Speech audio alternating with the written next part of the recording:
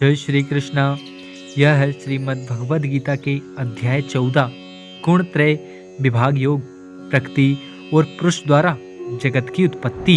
श्री कृष्ण और अर्जुन संवाद में श्री भगवान ने कहा, हे अर्जुन, समस्त ज्ञानों में भी सर्वश्रेष्ठ इस परम ज्ञान को मैं तेरे लिए फिर से कहता हूँ, जिसे जानकर सभी संत मुनियों ने इन संसार से मुक्त होकर परम सिद्धि को प्राप्त किया है।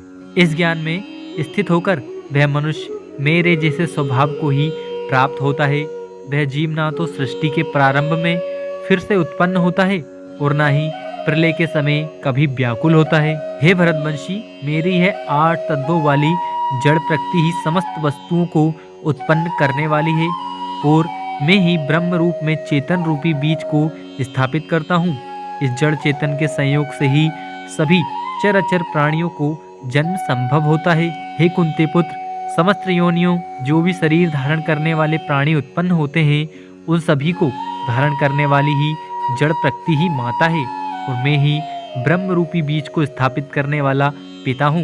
हे महाबाहु अर्जुन, सात्विक गुण, राजसिक गुण और तामसिक गुण, ये तीनों गुण भौतिक प्रकृति से ही उत्पन्न होते हैं। प्रकृति से उत्पन्न तीनों गुणों के कारण ही अविनाशी जीवात्मा शरीर में बंध जाती है। हे निष्पाप अर्जुन, सतोगुण अन्य गुणों की अपेक्षा अधिक शुद्ध होने के कारण पाप कर्मों से जीव को मुक्त करके आत्मा को प्रकाशित करने वाला होता है, जिससे जीव सुख और ज्ञान के अहंकार में बंध जाता है। हे कुंती पुत्र, रजोगुण को कामनाओं और लोभ के कारण उत्पन्न हुआ समझ, जिसके कारण शरीरधारी जीव सकाम कर्मों में बंध जाता है। हे भरतवंशी, तमोगुण को शरीर के प्रति मोह के कारण अज्ञान से उत्पन्न हुआ समझ, जिसके कारण जीव प्रमाद, आलस्य और निद्रा द्वारा बंध जाता है। हे अर्जुन, सतोगुण मनुष्य को सुख में बांधता है, रजगुण मनुष्य को सकाम कर्म में बांधता है और तमगुण मनुष्य के ज्ञान को ढककर प्रमाद में बांधता है।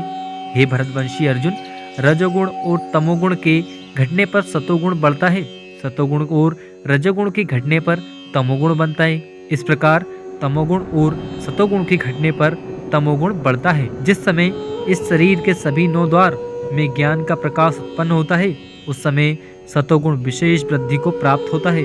हे भरतवंशी में श्रेष्ठ, जब रजोगुण विशेष वृद्धि को प्राप्त होता है, तब लोभ के उत्पन्न होने के कारण फल की इच्छा से कार्यों को करने की प्रवृत्ति और मन की चंचलता के कारण विषय भागों को भोगने की अनियंत्रित इच्छा बढ़ने लगती है। हे कुरुवंशी अर्जुन, जब तमोगुण विशेष वृद्धि को प्राप्त होता है, तब अज्ञान रूपी अहंकार, कर्तव्य कर्मों को न करने की प्रवृत्ति, पागलपन की अवस्था और मोह के कारण न करने योग्य कार्य करने की प्रवृत्ति बढ़ने लगती है। जब कोई मनुष्य सतोगुण की वृद्धि होने पर मृत्यु को प्राप्त होता है, तब वह उत्तम कर्म करने वालों के निर्मल स्वर्ग लोकों को प्राप्त होता है। जब कोई मनुष्य रजोगुण की वृद्धि होने पर मृत्यु को प्राप्त होता है, तब वह सकाम कर्म करने वाले मनुष्यों में जन्म लेता है और उसी प्रकार तमोगुण की वृद्धि होने पर मृत्यु को प्राप्त मनुष्य पशु पक्षियों आदि निम्न योनियों में जन्म लेता है। सतोगुण में किए गए कर्म का फल सुख और ज्ञान युक्त निर्मल फल कहा गया है।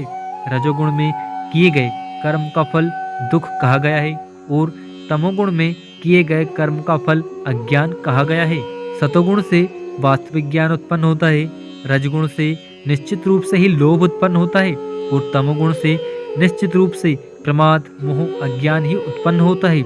सतोगुण में स्थित जीव स्वर्ग के उच्च लोगों को जाता है, रजोगुण में स्थित जीव मध्य में पृथ्वी लोक में ही रह जाता है और तमोगुण में स्थित जीव पशु आदि नीच योनियों में नरक को जाते हैं। जब कोई मनुष्य प्रकृति के तीनों गुणों के अतिरिक्त अन्य किसी को करता नहीं देखता और स्वयं को दृष्टा रूप में देखता है, तब वह प्रकृति के तीनों गुणों से परे स्थित होकर मुझ परमात्मा को जानकर मेरे दिव्य स्वभाव को ही प्राप्त होता है।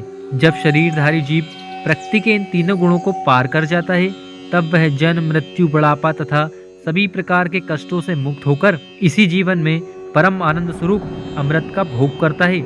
अर्जुन ने पूछा, हे प्रभु, प्रकृति के तीनों गुणों को पार किया हुआ मनुष्य किन लक्षणों के द्वारा जाना जाता है और उसका आचरण कैसा होता है तथा वह मनुष्य प्रकृति के तीनों गुणों को किस प्रकार से पार कर पाता है? श्री भगवान ने कहा, जो मनुष्य ईश्वरीय ज्ञान रूपी प्रकाश तथा कर्म करने में आसक्ति तथा मोह रूपी अज्ञान के बढ़ने पर कभी भी उनसे घृणा नहीं करता है तथा समान भाव में स्थित होकर ना तो उनमें प्रवृत्ति होता है और न ही उनसे निवृत्त होने की इच्छा ही करता है।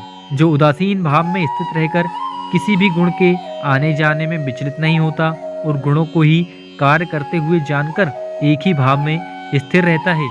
जो सुख और दुख में समान भाव में स्थित रहता है, जो अपने आत्म भाव में स्थित रहता है, जो मिट्टी पत्थर और स्वर्ण को एक समान समझता है, जिसके लिए ना तो कोई प्रिय होता है और ना ही कोई अप्रिय होता है, तथा जो निंदा और स्तुति में अपना धीरज नहीं खोता है, जो मान और अपमान को एक समान समझता है, जो मित्र और शत्रु के पक्ष में समान भाव में रहता है तथा जिसमें सभी कर्मों के करते हुए भी कर्तापन का भाव नहीं होता, ऐसे मनुष्य को प्रकृति के गुणों से अतीत कहा जाता है।